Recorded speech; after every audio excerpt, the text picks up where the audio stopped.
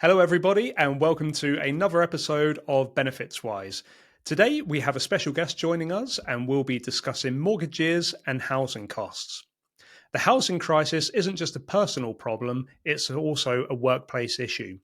Housing costs directly impacts employee stress and productivity levels, and today we'll be arming you with some insights on the extent of the problem, its consequences in the workplace, as well as providing proactive strategies you can implement to help support your team.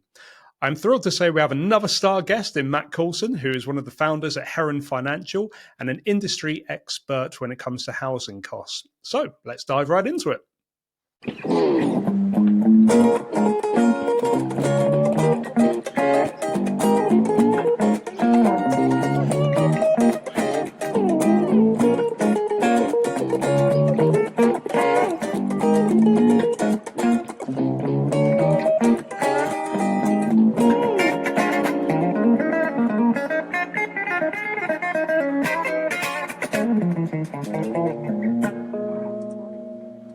Right, thanks, Matt, for joining us today, and thank you for giving up your time. So what I'd like to kickstart us off with, really, is just framing the problem. So how are housing costs really affecting employees in the workplace from your perspective? I think I'm a bit of a broken record with this, but I think that the scale of the challenge at the moment is relatively unprecedented for a lot of mortgage holders. I think that's part of the challenge, is that this is sort of unknown territory for lots of people who have a mortgage. Perhaps they've only had a mortgage for 10 years or so, and if they have, then they've probably never experienced rate increases at the scale of which we've seen over the last 18 months. So it's not something that's crept up on people. It's landed out of nowhere. And unless you've owned a property with a mortgage for 10 years plus, you've probably never seen anything like it. So it's the sort of unpleasant novelty aspect, I think, that's really causing lots of people pain. And what I would say is that whilst that is not a great situation, the fact that everyone is going through the same thing or something very similar at the same time means that the problem is huge. This is not necessarily one particular group or demographic that's being challenged by interest rates. This is across the board. And what we're noticing is that anybody and everybody, irrespective of their financial position, all of a sudden is extremely keen to talk about their mortgage and what options there might be. So it's the scale of the challenge and the pace of the change in rates that we've seen, I think, that's really posed so many challenges for so many people. And I guess by their very nature, with the rates and, how much this is fluctuating, that causes its own problems, right? So, it's not a one and done solution for kind of people managers and anyone who's working in HR. So what type of challenges do those constant rate fluctuations actually cause for our people? Well, if we think about this from a purely sort of individual well-being perspective, it's hugely disruptive. If your entire sort of financial life is in a state of flux as a result of not being able to make a decision on whether it be a home move, whether it be a remortgage that might be landing on you soon, both of those things are supremely consequential in terms of how much they could impact your monthly outgoings. And if that in itself is a difficult thing to get a hold of because the situation is moving all of the time, then you're going to be distracted. You're going to be distracted. You're going to be stressed out. You're going to be anxious. And we're seeing it. We're having employers tell us that they're seeing people take time out of work because they're so worried about their financial situation. And 9 times out of 10, the mortgage is the biggest monthly outgoing for most of us. And that is playing its part. So even if you've got a growing family and it's a nice problem to have that you need to move house and maybe find a bigger place, it's very hard to make a decision when everything seems to be moving all of the time. And if you're then heading into work with that as the backdrop for your personal life, it's not a surprise that your productivity may fall and you might start to find that you're not as good at your job as perhaps you were maybe 2 years ago, when it was kind of assumed that, well, if we need to move, we'll get a mortgage. And if we get a mortgage, it's going to be a cheap one. So it's a big challenge because it's our biggest outgoing, and it's really hard to make a decision at the minute because everything is changing. Yeah. And David, you touched on that brilliantly there, Matt. So David, when we are talking about this from a HR or people manager point of view, are we necessarily the ones in the know? Should we be doing more for our people? Where does this come into kind of talking about a strategy for helping our people? Thanks. Well, hopefully it fits into a wider kind of perspective of financial well-being as part of a bigger strategy of just general well-being in the workplace. So there's obviously four pillars. It's often called physical, mental, social, financial well-being. One client recently put it better as move, munch, mind, and money. So your four M's. So I like that. this is just one It's a bit element of catchier. that. Um, but we What know happens if I'm munching too much and I should be moving? yeah, if you can't deal with the money, just munch. Yeah, Um, yeah. but yeah, we know that most employers don't actually have this whole collective strategy. They don't look at it holistically.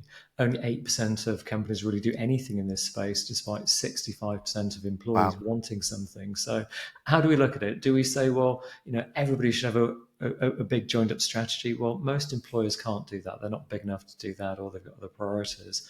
So you could take an approach of a sticking plaster. You could just bolt on just some mortgage help because, as Matt says, this is unprecedented. It's never been like this before. I'm a bit older than you guys. I have had a mortgage more than 10 years, and rates used to be a lot higher, but they'd always been higher, and so it was expected. So it's this change that we'll have a lot of people in the workforce who were paying 2% on their mortgage rate. It's coming through at 5% plus. They're worried it could be higher. Will it go down? When will it go down? So even if it's only a temporary plaster, for the next year or so, because this isn't going away anytime soon, about how to help in this one area. Because things like the energy crisis, yeah, that hit all of us, but the higher earners, it hit a lot less. They might have a bigger house, they could afford it. Whereas what we're seeing now is people are choosing, well, do I sell the house? Do I go into rented? Do I take the kids out of private schooling? These might be first world problems, but they're hugely distracting. Mm. So Mm. from an employer perspective, yeah, you could do a full financial wellbeing program as part of a bigger strategy, or you could just tackle this one issue in isolation. I think, Dave, just kind of jumping into your point there, what you said is exactly what we're seeing, which is you're right in flagging up the kind of energy bills scenario that was sort of unfolded very publicly a couple of years ago. And that did largely impact people who were possibly closer to being in a position of struggling already. But this is everyone. This is absolutely everyone who has a mortgage. And most people who are in employment have a mortgage. And so generally speaking, the more you earn, the bigger your mortgage. That's what we tend to find, is that the majority of people want to sort of push themselves to the top of their affordability.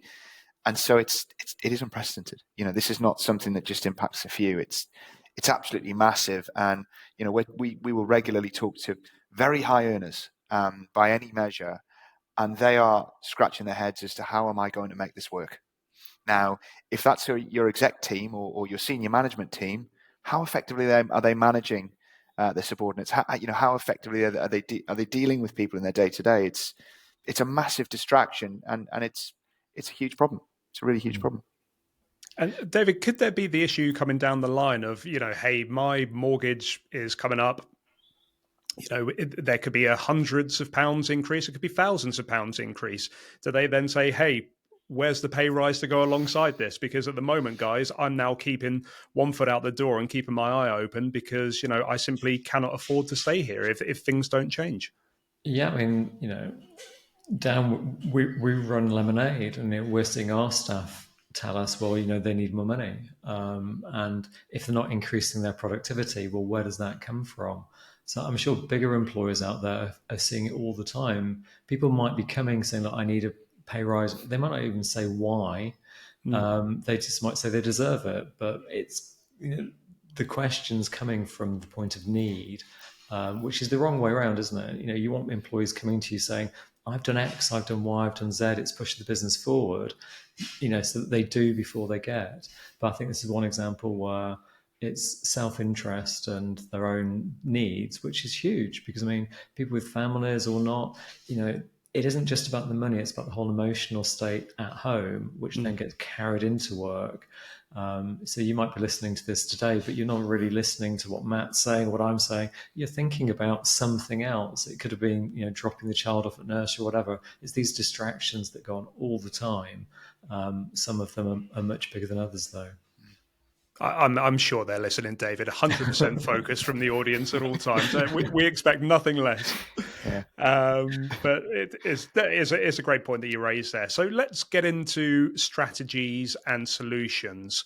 So, I'm a people manager. We have a lot of employees, members of staff, people, and they are impacted by this. How can we best support them? And I'll come to you first, David, and then perhaps Matt, if you could dive in afterwards.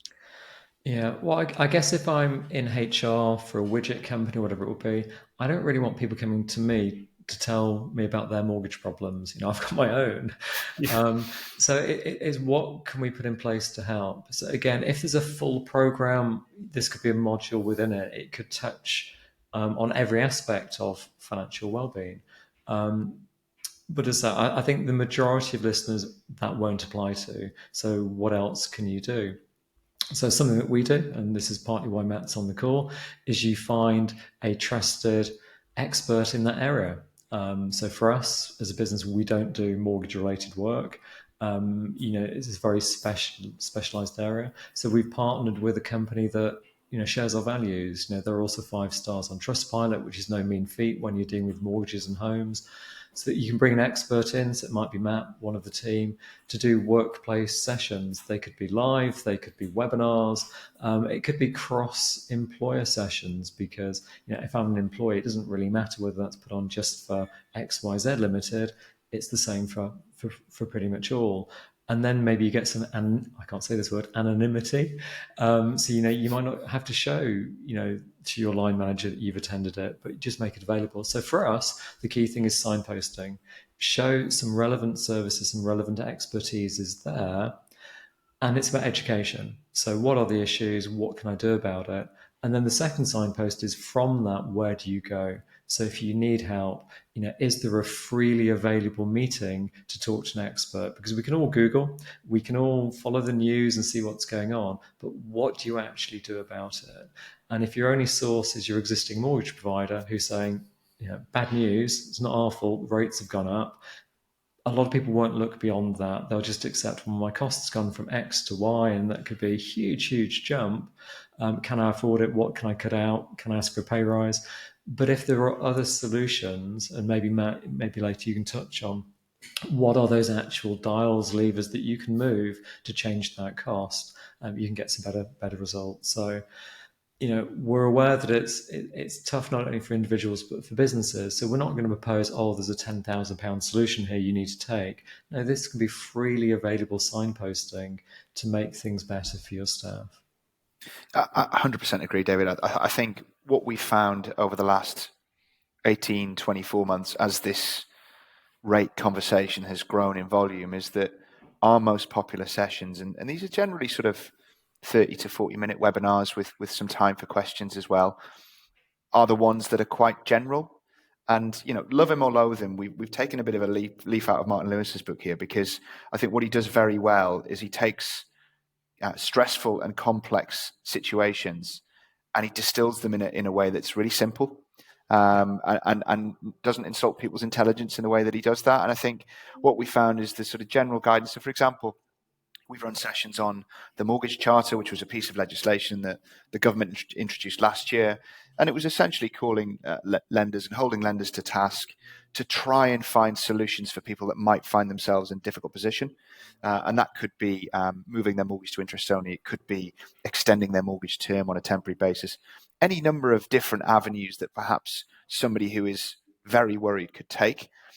But that was quite hard to understand. I mean, the government really didn't get the message out well. I'll probably leave that there and not comment any further. Nor did the lenders, frankly, because it was sprung upon them. It was something they were sort of forced to react to. But actually, if you just delve into it and then start to pull out those key messages and deliver it in a way that somebody, a member of staff, for example, could look at and think, actually, that might work for me, and I don't feel quite as worried now. And I would quite like to go and talk to an expert on a one-to-one basis to see if that's something I could do. Well, that you could literally change that person's life. You turn them from sleepless nights and are we going to cancel the private school? Are we going to have to lose a car? And to actually, do you know what?